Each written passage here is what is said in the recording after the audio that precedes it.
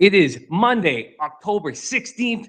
Welcome to Loshak in the Bag. I am Jimmy the Bag, sitting beside Pistol Pete Loshak, who is on fire in college football right now. We are cashing winners here and excited to start today's show. Yeah, that's right. I'm sorry. I'm just my computer's super slow, so I'm trying to pull up all the screens that I pull up. But Jim the Bag, last week, I just started to give as many picks as I possibly could. And as our regular viewers know, on Friday I burned out. I got super sick on Friday. And when you're working at like maximum capacity, if you have an unexpected sickness for 24 hours, everything gets thrown off. I couldn't do my last minute research, but still, I wound up last week given with all my picks.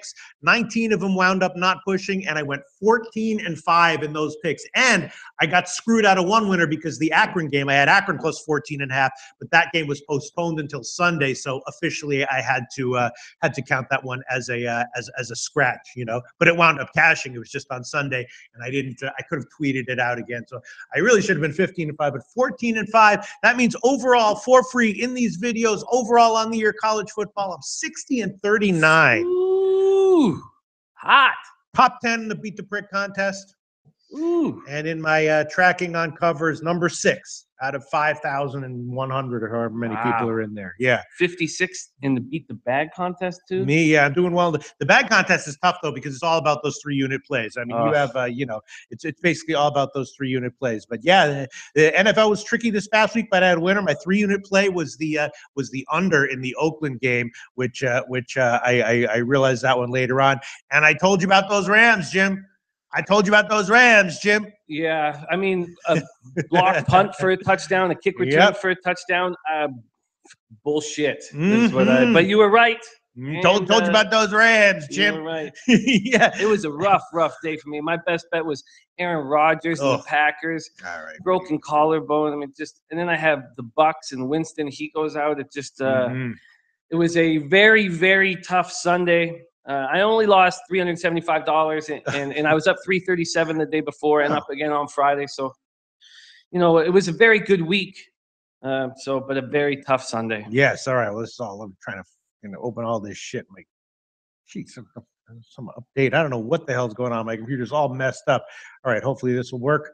Come on, baby. And we have NBA starting tomorrow, which is extremely exciting. I'm looking forward to giant games. Can you believe how big those games are, man? All right, so let's start with my computer is totally messed up here. I don't know what the hell's going on. Very sorry about this. It's just open all in tabs. Click. Go. Come on. Jesus. All right, I'm going to have to restart my freaking computer.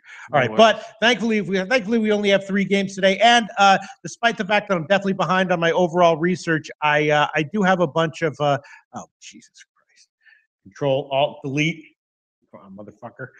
Despite the fact that I am behind on my research and still in kind of a brain fog from all of the pain meds I took this weekend, I do have a bunch of college football openers that I did bet, willing to share, willing to add them to my overall official record, and we'll add those on. All right, first, so let's start with the NFL game tonight, Jim. I'm sure you looked into it. Obviously, it's Tennessee and the Titans. Marcus Mariota is starting, right? I believe that has been decided, right? He's definitely starting for Tennessee. I looked at that game. My sense is, despite the fact that both teams have been horrible defensively, excuse me, and the Colts have been a big overtrending team.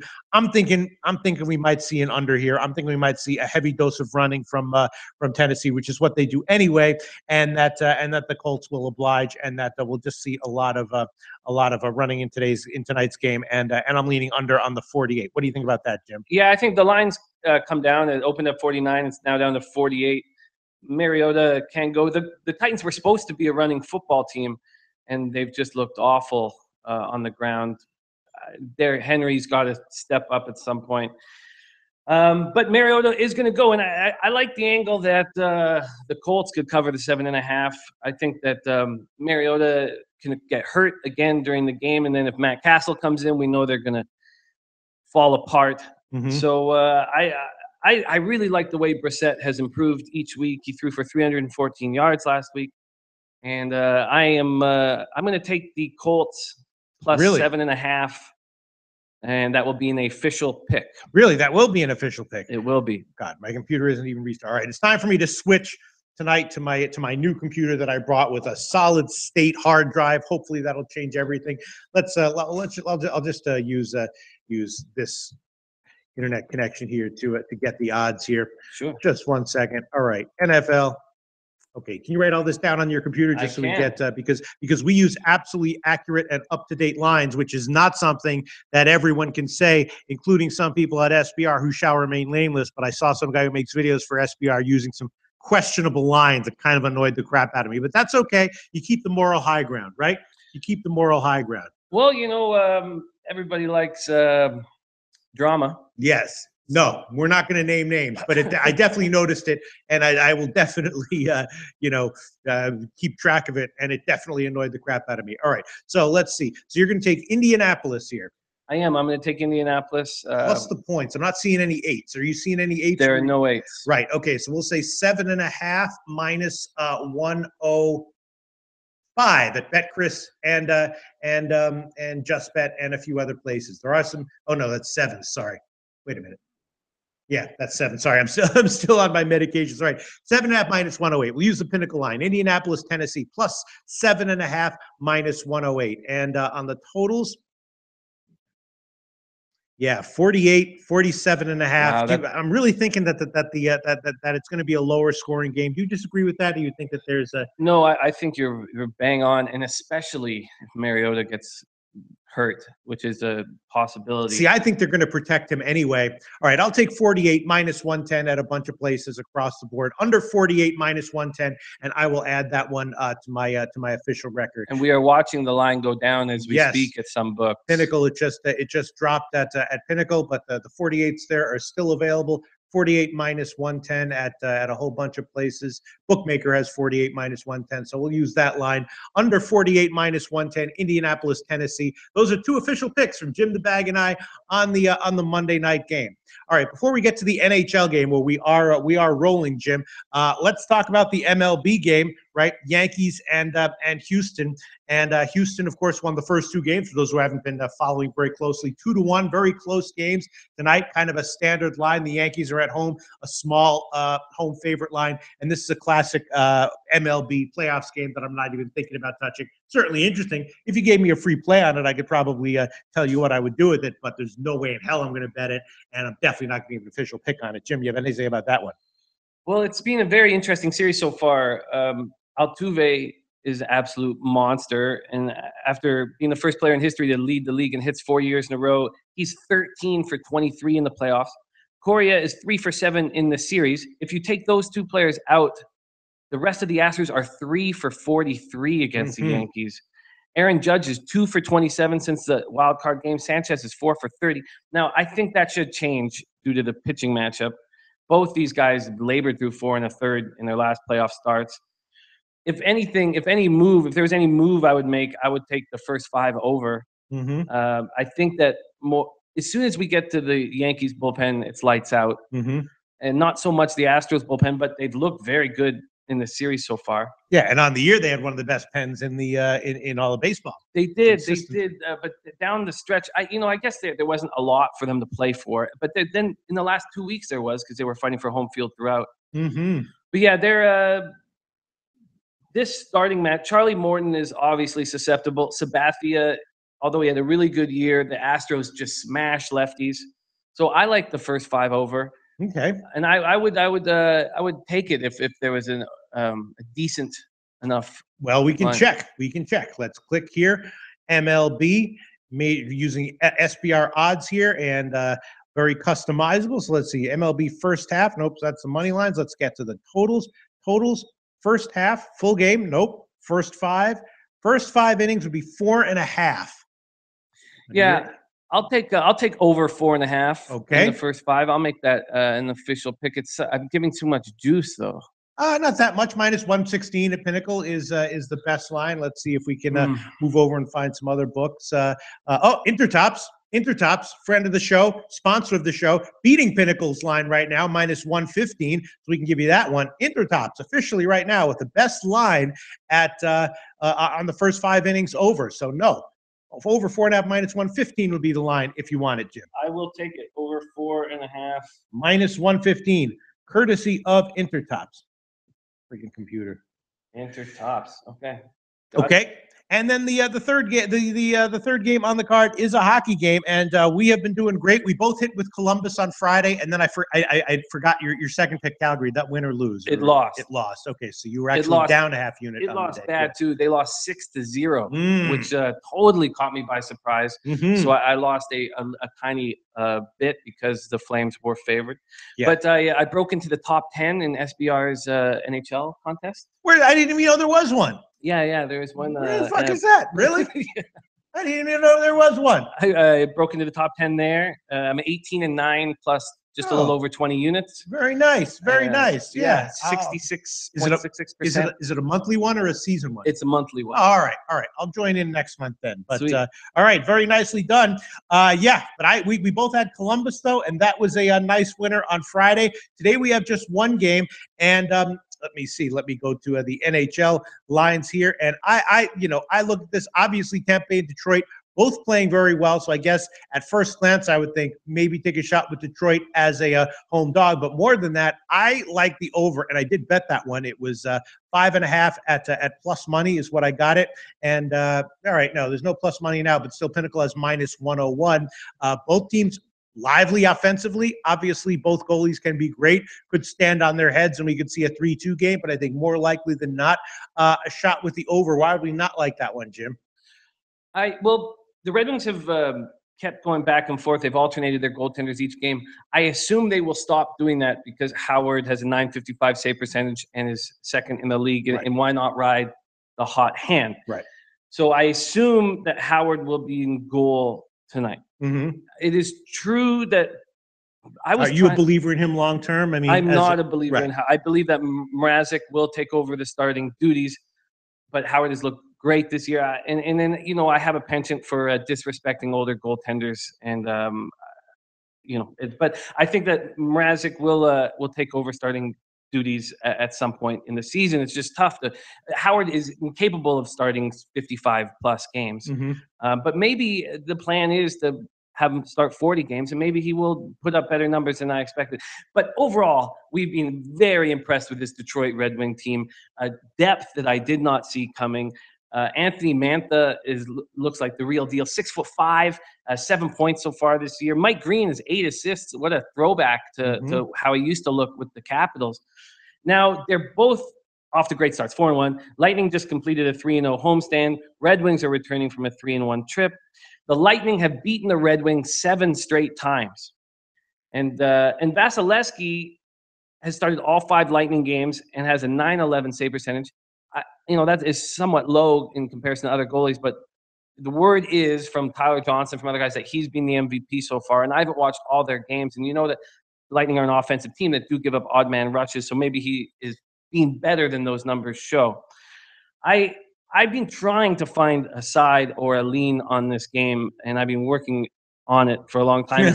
I was going to lean. I mean, you don't have to give a pick on every game. Absolutely not. But when there's only 3 games on the board, you still don't have to give a pick on every game. But how's my heart gonna handle not having action? I need it. Okay. But I was leaning under it, and when I hear Pete opening up on an opposite side, it just does not bode well. When we are together like we were with the under in the Falcons-Dolphins game, I feel so confident. Yes. And so I'm gonna.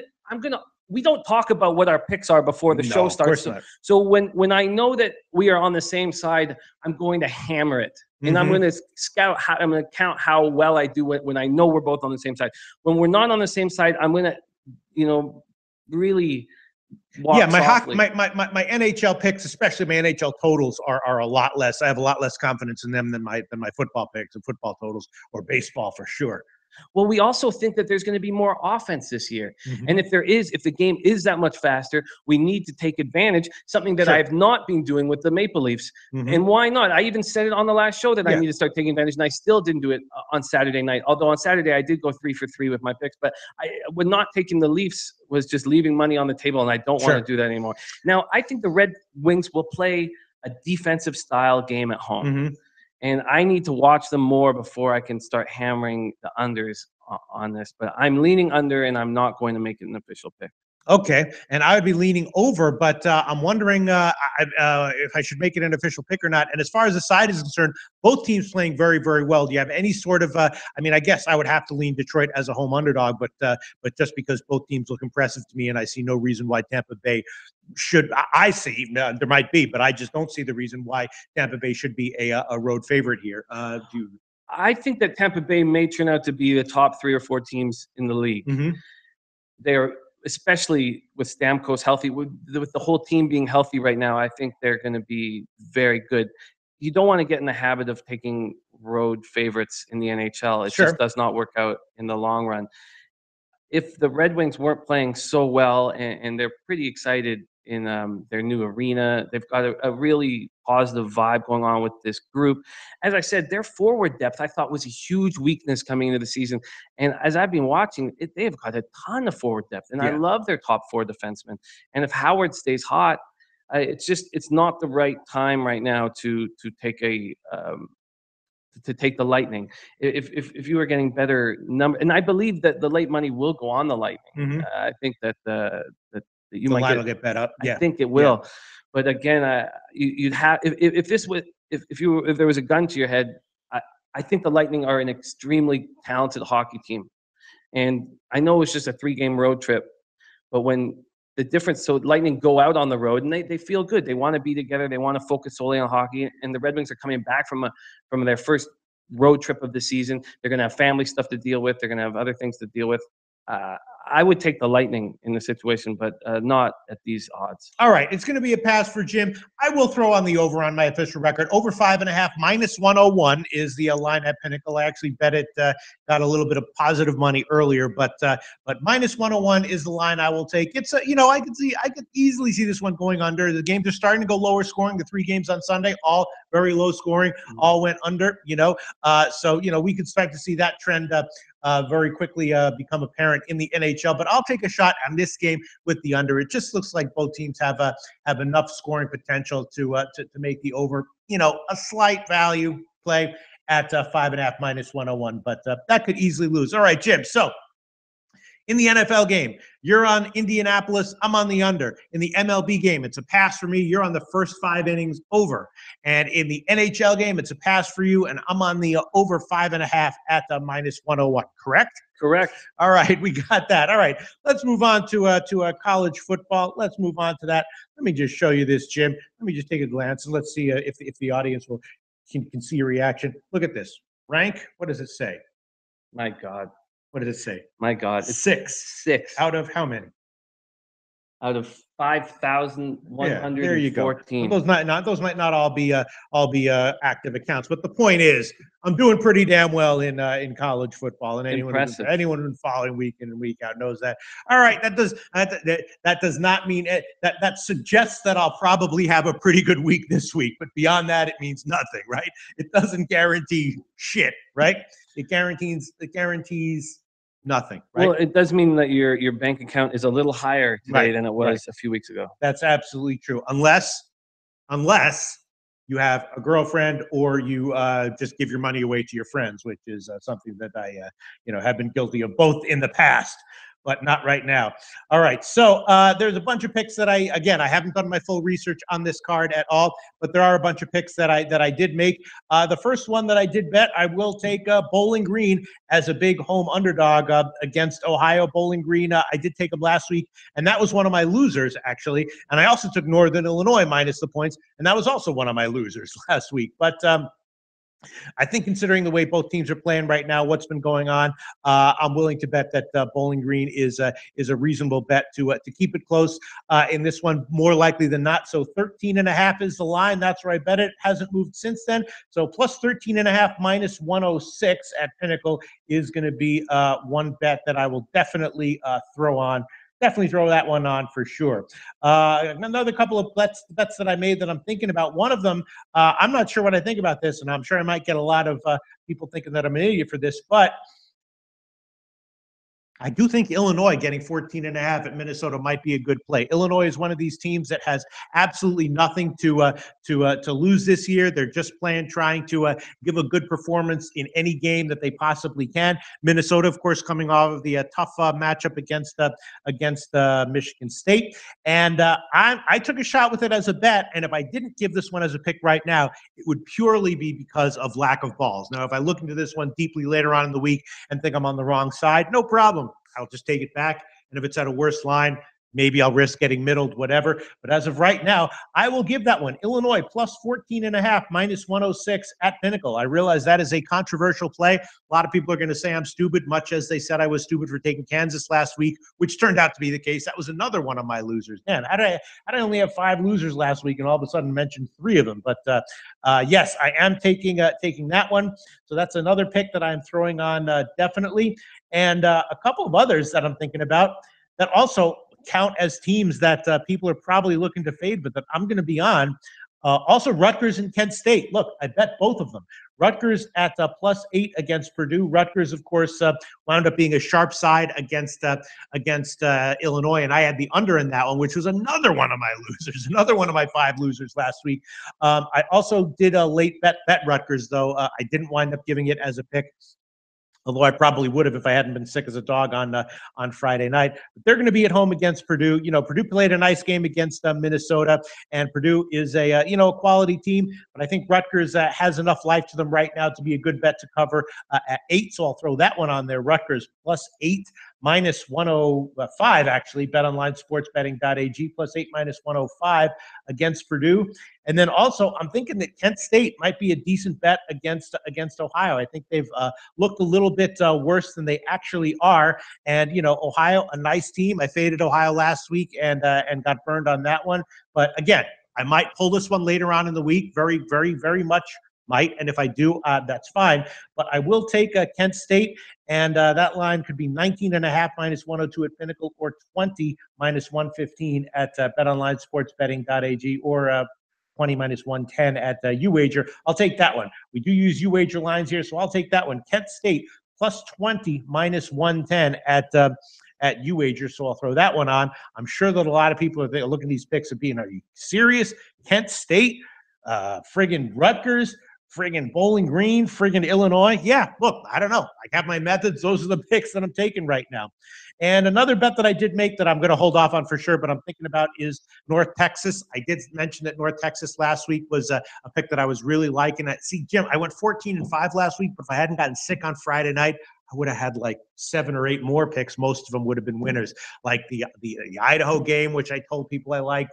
The Georgia State game, which I mentioned on Monday, was a lean, which I just didn't have time to look into deeply. North Texas +2.5, which I said, do you even remember I said North Texas? You did say yeah, North Texas. They cashed, and so all those plays would have all been winners. So I would have been like, 6 or 7 more winners. But North Texas, again, they're going up against the FAU Florida. FAU is coming off of a bye, but we know that FAU is kind of like an undisciplined team that can roll other teams that are dysfunctional, but against other teams that have something going on, like North Texas. They are a team that I'm willing to bet against. So it's tough to bet against FAU off a bye. But I was thinking about North Texas at +3. I'm going to hold off on that one for now. That's just a lean. And also thinking about Ole Miss getting 7 against LSU. We know that LSU this year is just a vulnerable team, and now going on the road against Ole Miss. Ole Miss was one of my winners last week. Thank you very much. Against Vanderbilt, covered easily at -3, and I'm thinking they're probably a decent play again here at +7 at home against LSU. Let me just quickly check where that line is right now. What are people? We're good. We have my man from Norway saying what up. Oh, from Norway. God, best country in the world. Nice, That's man. where I want to live. God, if I could be a Norwegian citizen, I would give anything. I would give Ibrahim Khan. Thank you, my man. I would give all my college football picks for free for life if I could be a Norwegian citizen. I should probably write to some Norwegian bureaucrat and say, listen, pull some strings for me, get me some papers, and I'll give you my college football picks for life. They also all speak English in Norway, which is awesome. All right, let me see. What else do we have here? Isn't Yngve Malmsteen from Norway? Or is he from Sweden?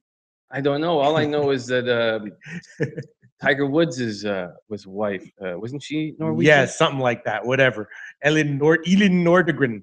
All right, so let me just find this this damn Minnesota, Ole Miss line at home against LSU. Where the hell is it? Where the hell is that line? Can't find it.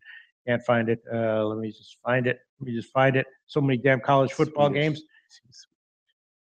LSU, Ole Miss. Where is that damn line? Where's that damn line? Maybe SBR Odds hasn't put it up yet. Come on, guys. You got to put these lines up. LSU, Ole Miss. LSU, Ole Miss. I'm seeing Southern Miss, Louisiana. Oh, there we go. All right. Yeah, no. Now it's down to 6.5. Greek still has 7. All right. I'll throw that one on right now. And again, I'll pull it later on if I need to / or want to. But market wide at 6.5. The Greek has 7. So I'll throw that one on there. Ole Miss +7 -110. I definitely have to do some more research into that one to make sure there's nothing wrong with the Ole Miss that I'm not aware of yet. But I'm definitely on that one. So I figure why not give all the picks that I have bet so far in the opening lines. Rutgers +8, Bowling Green +13.5, Kent State +20, Illinois +14.5, and Ole Miss +7. Those are all bets that I made on the opening lines. And the reason I don't have more picks and that I didn't crunch more of the opening lines is because I'm still recovering from being sick. And again, if you lose half a day or a day in this business, your schedule gets thrown way off. I have not even taken one glance at the NFL opening lines. Have you, Jim the Bag? I haven't taken a good look. Oh. Yesterday was a tough day, so I'm just gonna kind of lick my wounds. So you're having some psychological recovery, whereas I'm having physical recovery. Yes, I hear you. There aren't a lot of games. There aren't a lot of action. If you guys want to ask any questions, we got the live chat up over the last few minutes of our show today. We'd love to run. We have some big news. Next Monday is our start in the new studio. We're going to be going half an hour. Wait a minute. You hear Les Seymour says, these guys suck. Don't listen to them. You will lose all your money. Look at their picks from yesterday. You hear Les Seymour. I'm up in every fucking sport this year. MMA, MLB, NFL, college football. I'm top 10 at covers, 60 and 39 in my free picks in this show. You lose Seymour. Go fuck yourself and stop watching our show. Thank you very much. All right. Okay. Respect. Did I just tell that guy off or what? I love it. You hear Les Seymour. Go fuck yourself. There we go. And stop watching our show. Thank you very Pete's much. Coming back, man. He's getting better. I can see him getting healthier by the second. Yes, indeed. Those pain meds and those sleep meds don't last forever, baby. At some point, they wear off, and then the fire's back, baby. Love it. The fire's back. All right. What kind of a stupid comment was that? You less hear more. Yeah. Why doesn't he at least find a show where people actually are losing and then say that? I mean, my God, like if you, there's so many shows where people are actually losing. We're actually not. Like, dude, you hear Les Seymour. I understand you want to slam people for losing. There's so many guys who lose. Go find those guys and slam them and post on there. I understand this is what you get off on, but you're on the wrong show, pal. You're going off on my Sunday. I went 2-4 on Sunday, and yeah, that's not great, but I'm way up since I sat beside Pistol Pete, Loshak. We're giving out winners and we're making people money. Yeah. What's his name? Where is he?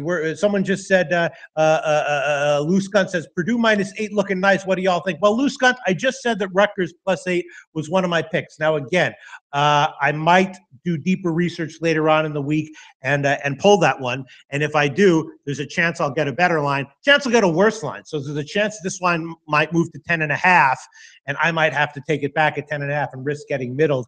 As of right now, I liked Rutgers last week against Illinois. I saw it late. I didn't have a chance to give it on the Saturday morning show, but I did bet it, and they got their playmaker back, which is nice. Purdue's been great.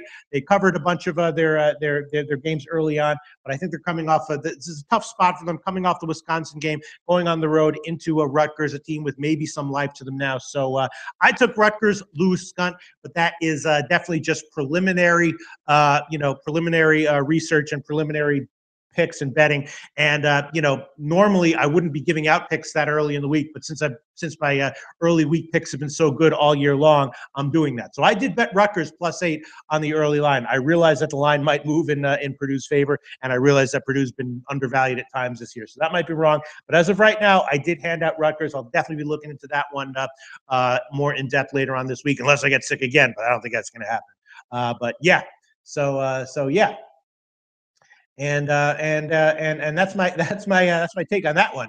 Again, I could be very wrong though, and I'd say out of all the picks that I made, that's the one that makes me most nervous, as well as the Illinois. Actually, they all make me nervous, except for the Bowling Green one. That one +13.5. I'm feeling pretty confident about, but the other ones all make me nervous. But I'm going to do a deeper dive today, and have a lot more to say tomorrow. Tomorrow's show is going to be a long. There's a ton of NHL games, and I'm going to have a lot more to say about college football, hopefully. So 11 NHL games, 2 basketball games. There's going to be a lot here we go. You hear Les Seymour says, we are all getting sick of your picks. It's okay. Hear Les Seymour. You're getting sick of accurate picks. Interesting. So Les Seymour, I guess that's his problem. He loves losers, and he's getting sick of people who give winning picks. That's the problem. You hear Les Seymour. You're getting sick of our picks because you like winning picks. So you shouldn't keep watching this show. There's lots of people who do shows that give losing picks, which is right up your alley. That's what you're looking for. We give winning picks. You're getting sick of that because you can't legitimately slam us for it. I mean, if you want to keep watching, at some point our picks are going to go south, I'm sure. So if you want to keep watching and wait for that to happen, be our guest. But you're better off just finding some other guys' shows who give losing picks repeatedly and slamming them, instead of having to watch our winning picks day in and day out and just getting sick of it. I guess winning picks are boring. To some people they are. You know what I mean? I can certainly understand that. Absolutely. The problem is just this guy, you hear Les Seymour, there's no way he's not going to stop watching there's no way he's going to stop watching our show. What he will do is he'll get a different username and then come back and then pretend that he's a fan and then switch and then start being a slammer again as soon as we lose. That's okay. Someone there likes Notre Dame all over USC. What do you think about that? Have not had it. I mean, it's definitely an interesting game. Have not had a chance to look at it. Obviously, USC a little bit overvalued. Notre Dame has not been overvalued, but again, I'm going to have to look into that deeper. And as of right now, definitely an interesting game. I can't wait to dig into it, but just have not had time to look into it. Had not had time to look into it. Dallas Starboss saying, you hear Les Seymour is trolling. Don't fall for it, Pete. Yes, I know. But the problem is, our shows have gotten so popular that we don't get much hate. So I haven't had a chance to do some of my hate rebutting jokes, which I love to do, and in a long time. So it's refreshing to be able to slam a hater, which I used to do all the time until the haters sort of disappeared. That's what happens when you get winning streaks. Yeah, no, I like trolling. I love trolling. I am a troll. I'm a troll myself on Facebook. Jim, it would blow your mind if you saw some of the shit I post on Facebook every day. It is hilarious. All right, so I guess that's about it.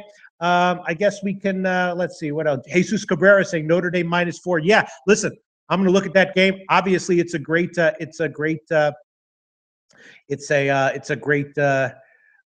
to look into.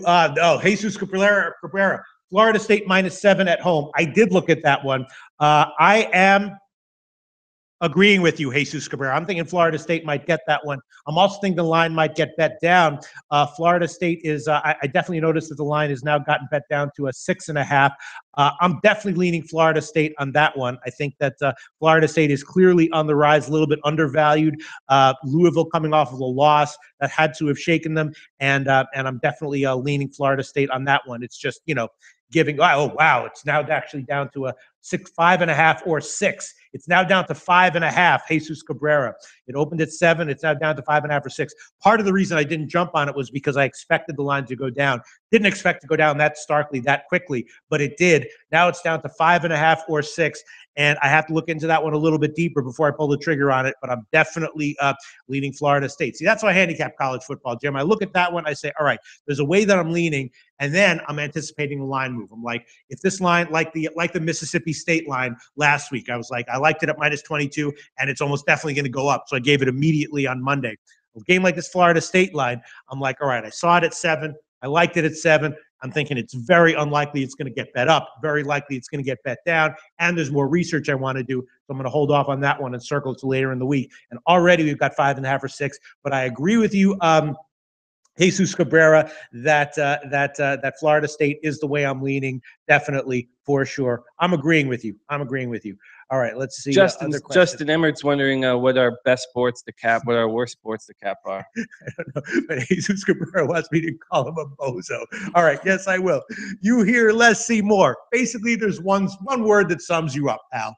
Bozo. So keep commenting, pal. We love it. We love a bozo. We can't have all cool and well-behaved posters in the comment section. We have to have a bozo or two here and there every day. Nice. All right. Let's see. Any other questions about some games? Tomer says, I think FSU's defense is overrated. Miami moved ball easily with question Huey play. I like the over in that game. That's an interesting one because, yeah, I've definitely been looking at unders with Florida State recently. I had the under in the Miami-Florida game. That was one of my winners. But this one, you're right. We'll see what the total is, where it is when it comes out. Louisville definitely has vulnerabilities in the secondary, and with Florida State's offense getting better with the new quarterback, if we see a low total here, you might be a good candidate for an over. That's a nice bit of insight there, Tomer. That's right. All right, let's see. Let's see. What about best sports, worst sports? Best sports, worst sports? You mean for us for our capping? Well, as of right now, it's college football for me. It used to be college basketball. When they changed the shot clock rule in college basketball, all my stuff went to shit. Jim the Bag, right now I'm number 6 on covers, and I could win this thing. The year before they changed the shot clock in college basketball, I actually did. I came in first place in college basketball on covers. Wow. First place out of like 4,000 people or something like wow. that. And so it used to be college basketball for me. Then they changed the shot clock and things got messed up a little bit. Now I guess I would say it's college football. And of course, long-term, steady, nothing explosive, but just long-term, slow, steady with big sample sizes baseball, just to kind of churn out a 2% ROI over a big sample size every year. I would have said baseball for myself, but this was the worst year I've had since I started recording my own accident. Really got beaten up in July and August, and it caught me by surprise. And I thought I could bet my way out of it, and it was tough. I feel very confident in hockey. Although the people who follow me know that the sport I like handicapping the most and get the most joy out of is horse racing, thoroughbred horse racing, and we have the Breeders' Cup coming up, so with horse racing for me in the big events, the 3 jewels of the Triple Crown, the Breeders' Cup, that's where I do at my best handicapping. That's where I have the best ROI and where I'm most successful. But I love horse racing so much that I'm playing often. And when I'm playing $10,000 claimer races, my ROI just the bottom falls out and I do poorly. So I'm very confident in the big races where I have months of time to study, and I struggle when it's just a regular old race at a regular old track.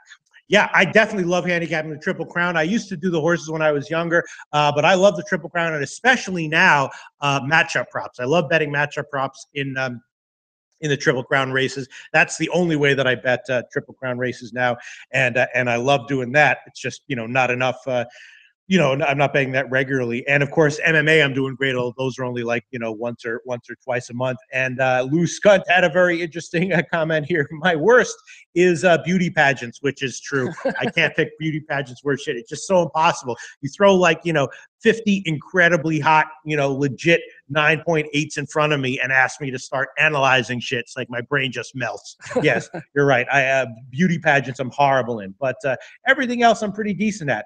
Even politics, I predicted that Hillary Clinton would win Nevada and that Trump plus the points. I didn't predict that Trump would win, but I did say that Trump plus the points was the best value the day before the election, when I saw the late polls coming in and realized that everyone was totally wrong about it. I had still predicted Hillary was going to win Nevada, which did cash. I had Trump at plus 425, and I went in with a few of my friends because we were so fearful that it would happen that we wanted to at least fatten our pockets if it did.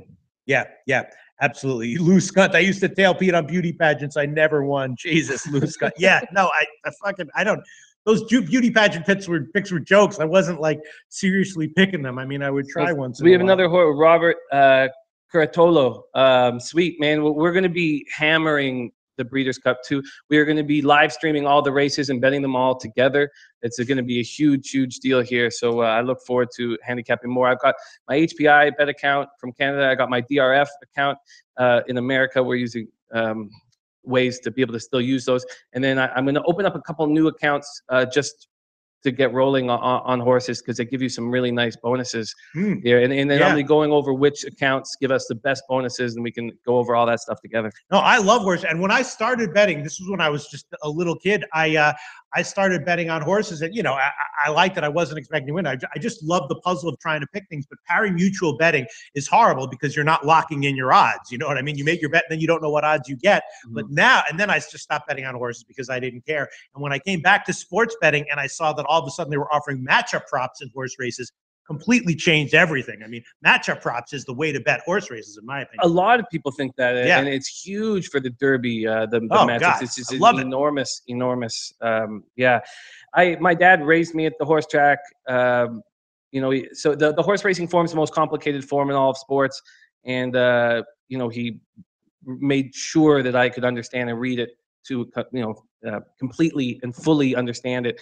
So there's nothing I enjoy more than being at the horse track, and I haven't had a chance to scratch that itch enough in the last few weeks. So we are going to be hammering tons of horses. We're going to focus on the breeders and then, you know, continue moving forward.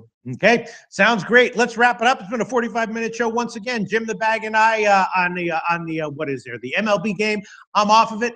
Jim has first 5 innings over. On the NFL game, I'm on the under 48. Jim has Indianapolis plus the points. On the hockey game, Jim is off it. I am on the over 5.5 minus 101. And I've started off the week with a selection of college football sides, and I'm hoping to do a whole bunch of deep, focused, concentrating research with good concentration today, and hopefully we'll be able to come back tomorrow with a bunch more college football picks. And I believe there's a huge NHL slate of games tomorrow, right, Jim? 11 games tomorrow, so let's make some fucking money. We're running really hot. So. Sounds good. Tune in tomorrow. Thanks for all the comments, guys, and thanks even to the hater. We love you.